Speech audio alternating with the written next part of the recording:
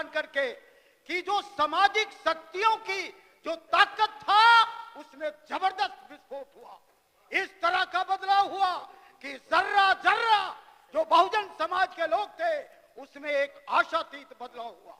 ऐसा बदलाव जिसकी कल्पना आज तक इस मुल्क में किसी ने नहीं की थी। लालू यादव और साधारण प्रतिभा का नाम था। अभी मैं उनके बारे में एक रिपोर्ट पढ़ रहा था और ध्यान से सुनिए।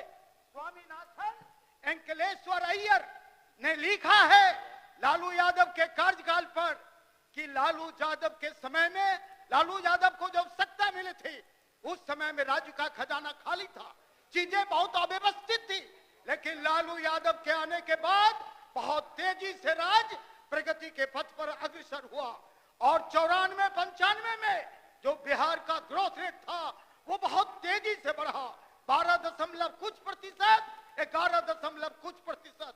और उसके बारे में स्वामीनाथन एलंकर अय्यर ने कहा है बिहार का ग्रोथ मिरेकल कि लालू बिट्स नेहरू। ये देखिए, इस बात को समझने का प्रयास करिए कि जो स्वामीनाथन अंकलेश्वर अय्यर थे उन्होंने लालू यादव के कार्यकाल पर बारे में लिखा कि जिस तेजी से बिहार में आर्थिक प्रगति प्रारंभ हुआ लालू यादव के कुशल नेतृत्व में, उसकी तुलना उन्होंने कहा कि नेहरू से बेहतर काम किया। अंग्रेजी में उन्होंने लिखा कि लालू बिट्स नेहरू। इसलिए हम साथियों बताना चाहते हैं कि लालू यादव के कार्यकाल में जिस तेजी से सर्वांगीण विकास बिहार के 90% आवाम का हुआ, उसके बाद बिहार का कायाकल्प शुरू हो गया। पढ़ाई के क्षेत्र में, सामाजिक क्षेत्र में, बदलाव के क्षेत्र में, आर्थिक क्षेत्रों में, सभी क्षेत्रों में पिछड़े दलित अकलियतों ने अभूतपूर्व विकास किया। बिहार के बैंकों में लालू यादव के कार्यकाल में बहुत तेजी से पैसे जमा होने लगा कि बिहार बहुत तेजी से आगे बढ़ रहा है। ये नेतृत्व के कौशल का परिणाम था, नेतृत्व के सर्वांगीण विकास के समर्पित नीतियों का प्रभाव था।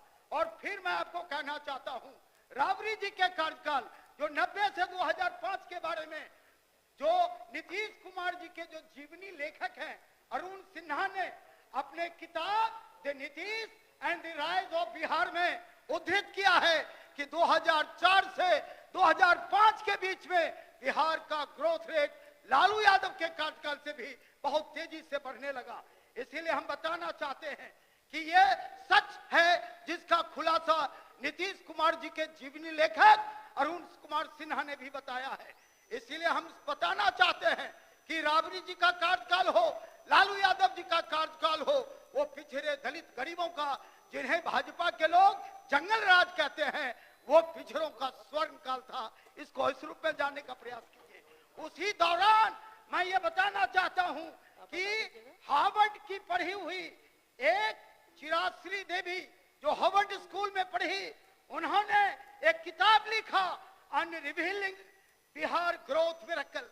उसमें उन्होंने लिखा, चिराश्री दास गुप्ता ने जो आज जेएनयू में प्रोफेसर है, पहले हार्वर्ड में पढ़ी थी कि लालू यादव जैसा और साधारण प्रतिभा का आदमी सैकड़ों वर्ष बाद पैदा लेता है।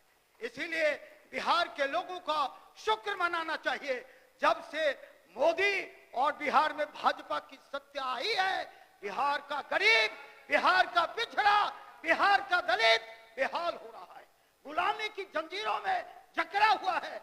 और जिस बजट की चर्चा करते हुए सत्ता पक्ष के लोग नहीं आघाते हैं, उसका क्या हालत है ये हम जरूर बताना चाहते हैं। और माननीय सदस्यों को भी बोलना चाहिए, 90% आवाम के लिए इस बजट में क्या भाई, ये बड़ा आकर बड़ा रोना रो रहा है, बड़ा उपलब्धियों का बखान कर रहा है कि 3,17,000 करोड़ का बजट हो गया।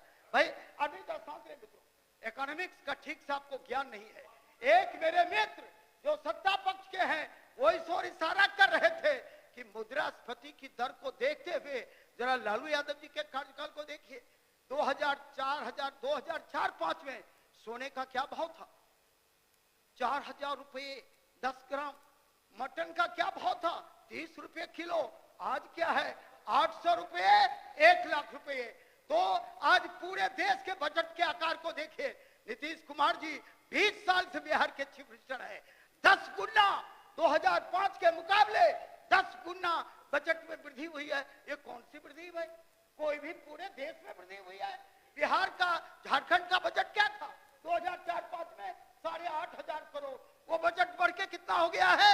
1,45,000 करोड़। इसीलिए उल्टी सीधी आंकड़े सदन को प्रस्तुत करके गुमराह न करिए। और मैं एक बात और बताना चाहता हूं, बिहार के बारे में ठीक से जानना चाहिए। बिहार को बहुत गलत जानकारियां प्रस्तुत की जा रही है। ये जो सवर्ण मीडिया है और ये जो सवर्ण राजनेता है, ये हमेशा झूठ की खेती करता है और ये झूठ की खेती अधिक दिन चलने वाला नहीं है। एक आंकड़े के साथ मैं इसके बारे में बताना चाहता हूं। बिहार एक कृषि प्रधान राज्य है। 70% से अधिक लोग खेती पर जीते हैं बिहार में। उसके जीविकोपार्जन का माध्यम क्या है? खेती। और खेती से उनका कुछ नहीं बिगड़ता है। आज वो पलायन करने के लिए, दर दर भटकने के लिए विवश है। यही है सुशासन, यही है गवर्नेंस। ये जो विकास का और गवर्नेंस का जो मॉडल नीतीश कुमार जी का है, वो सबसे खराब है। उसकी जितनी निंदा की जाए वो बहुत ही कम है।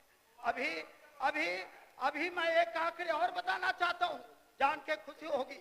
लालू के जी के जंगल राज के बारे में जो लोग हर दिन आलोचना करते हैं, उन जरा कृपया करके मित्र सुन लीजिए। लखिंदर भाई, आपके हित में ही बोल रहा हूं।